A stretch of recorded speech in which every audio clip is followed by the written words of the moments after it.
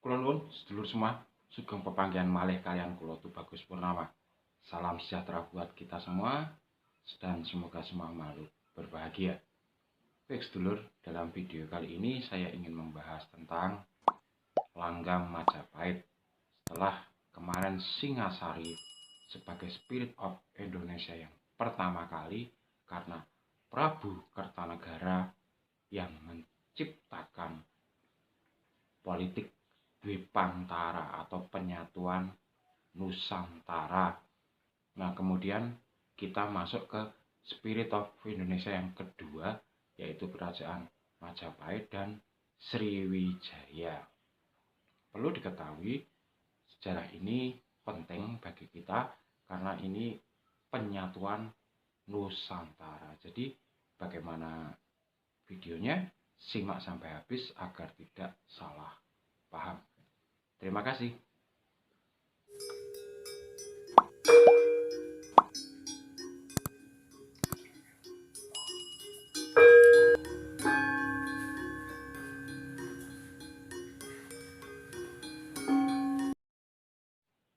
Sedulur semua yang berbahagia,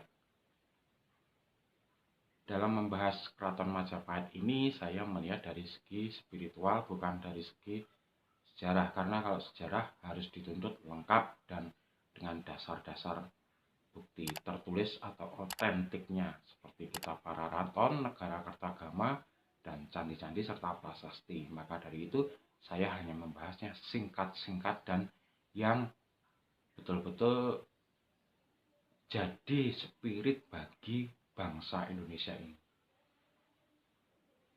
Nah, seperti kemarin diceritakan bahwa Kertanegara itu dihancurkan oleh Jayakatwang, Raja Gelang-Gelang yang berada di Madiun dan Ngawi wilayahnya. Lalu Kertanegara dihukum mati oleh Jayakatwang. Dyah Ranawijaya, menantunya, itu membawa lari putri-putri beserta putra-putri Kertanegara, maksudnya beserta semua pegawai-pegawai dari Singasari ke Madura, Sumenep, atau tepatnya berlindung ke Adipati Sumenep, yaitu Arya Wiraraja.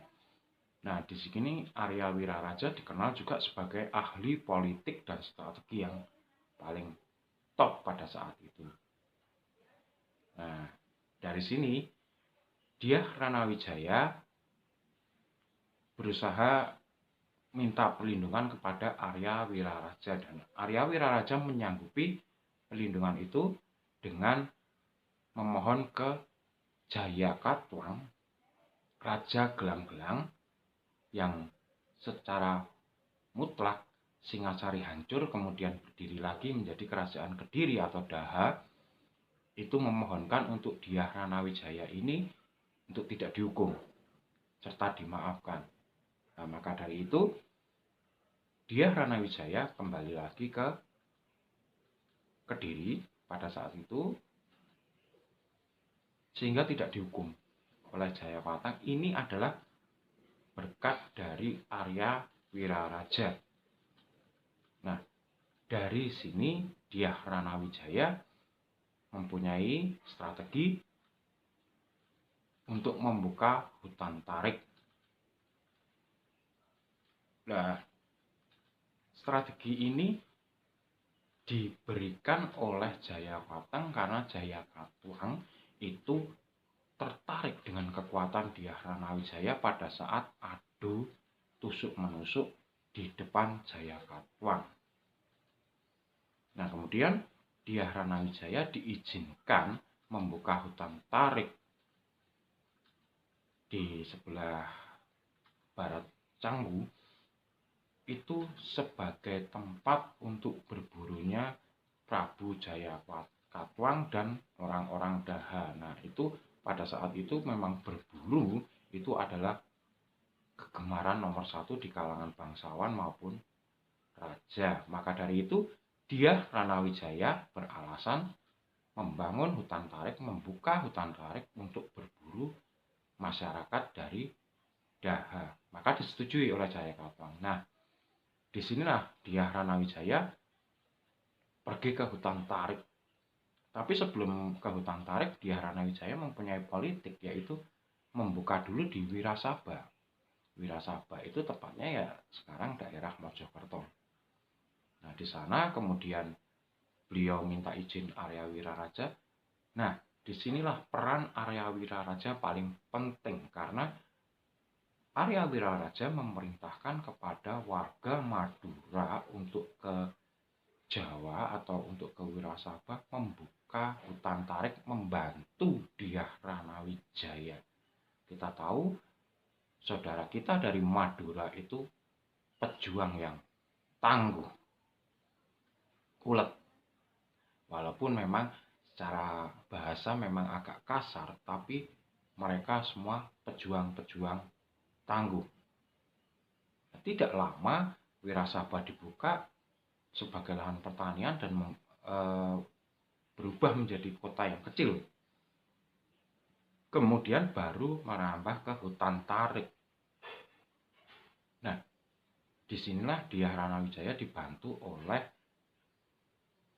teman-teman dari Madura. Kemudian sejarah Wilwatikta atau Mojopahit itu karena dari teman-teman dari Madura ini tadi, sedulur dari Madura ini haus, lalu menemukan buah, tapi rasanya pahit.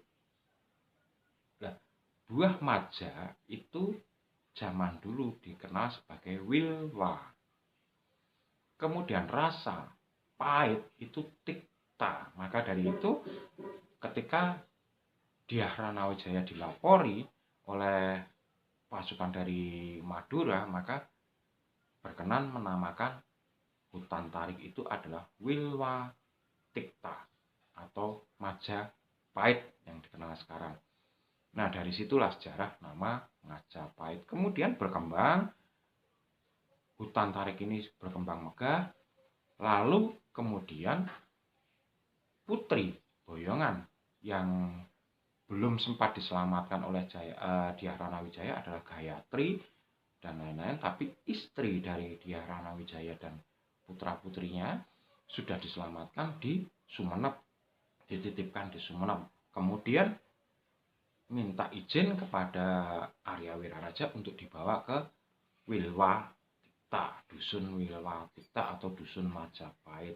Nah, yang diperintahkan untuk mengantar putra-putri itu adalah putra dari Arya Wiraraja sendiri. Nah, Dyah Ranawijaya tertarik dengan putra dari Arya Wiraraja sendiri menjadi pengawalnya, karena memang orangnya gagah, tampan, perkasa, sakti lagi. Kemudian diberikan jabatan dengan nama Rangga. Jabatannya Rangga disebut panggilannya Lawe. Maka dari itu, semenjak itu putra Arya Wiraraja dikenal sebagai Rangga Lawe, menjadi pendamping dari Dyah Ranawijaya. Nah, setelah berkembang pesat, maka Dyah Ranawijaya mencanangkan untuk menyerang Daha. Nah, tapi oleh Arya Wiraraja disuruh tunda dulu. Kita tunggu pasukan dari Mongol yang pernah dikecewakan oleh Prabu Kertanegara. Pasti akan kembali lagi. Nah, ini taktik dari Arya Wiraraja. Lalu berselang kemudian, benar pasukan Mongol datang, dilobi sama Dyah Ranawijaya bahwa nanti akan dihadiahkan putra-putri Kertanegara yang ditawan Jayakatwang. Maka diseranglah Jayakatwang dan hancur pada saat itu kerajaan Kediri. Lalu Jayakatwang dihukum mati oleh pasukan Mongol. Namun di sisi lain pasukan Mongol sudah dipisah-pisahkan antara pasukan yang jumlahnya 30.000 orang itu sudah dipisah-pisahkan menjadi pasukan-pasukan kecil oleh pasukan dari Dyah Ranawijaya. Nah, ini pinternya, liciknya ini. kemudian pasukan Mongol itu dihancurkan satu persatu, sebagian juga ada yang ikut Dyah Ranawijaya, tidak kembali ke Mongol. Maka dari itu yang kembali ke Mongol melaporkan kepada Kubilai Khan bahwa sekarang Singasari sudah berubah total peta politiknya. Nah, selang beberapa lama, pasukan Singosari yang dipimpin oleh Kebu Anabrang atau Mahesa Anabrang ke Melayu pulang membawa 2 putri yang seyogianya mau dipersembahkan sebagai persahabatan kepada Kertanegara.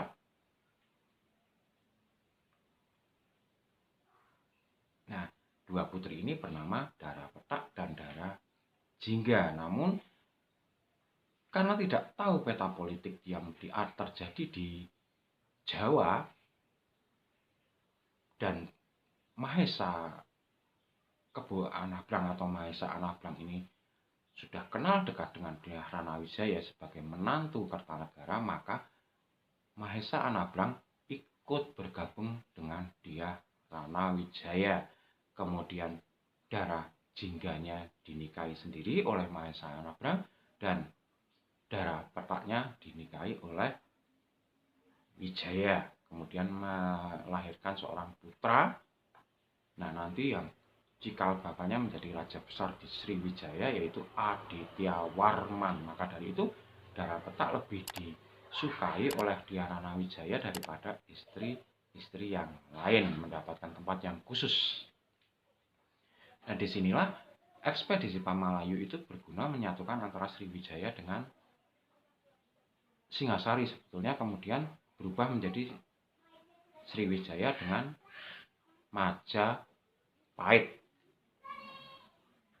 Nah, Majapahit ini berkembang tapi belum keluar.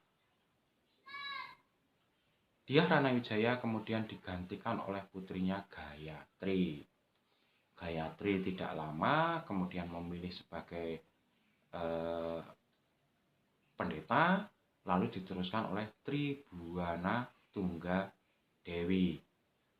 Nah, Ratu Tribhuwana Tunggadewi ini mempunyai putra yang bernama Hayam Wuruk. Sama seperti ibunya, Tribhuwana ini kemudian memilih untuk bertapa, lalu diteruskan oleh Hayam Wuruk, sedangkan Mahamantri dari Tribhuwana ini diteruskan oleh Hayam Wuruk. Mahamantrinya bernama Gajah Mada. Nah, disinilah mulai ada penyatuan kembali atau ide gagasan Dwipantara kembali, penyatuan dari Nusantara. Maka dari itu dikenal dengan Sumpah Palapanya.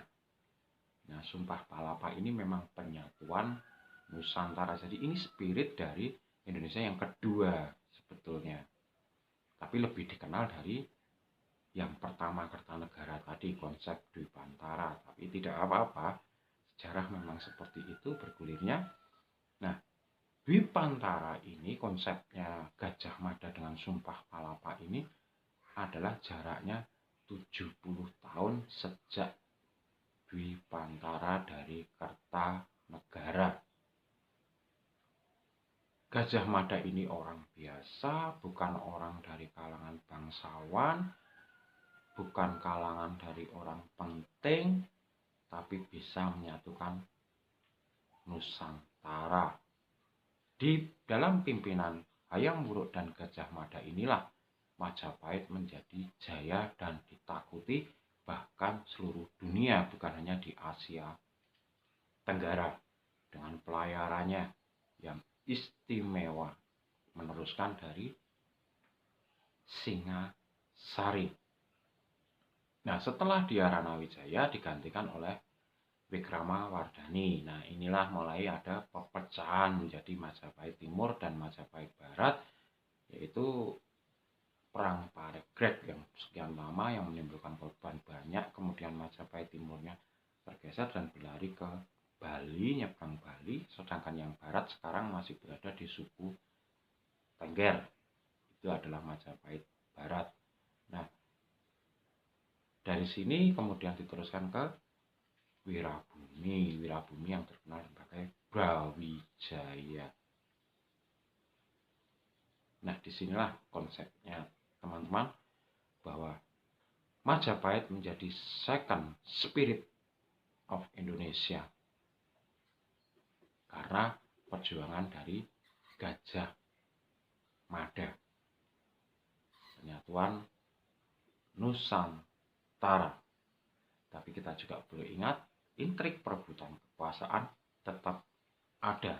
Jadi hati-hati dan waspada.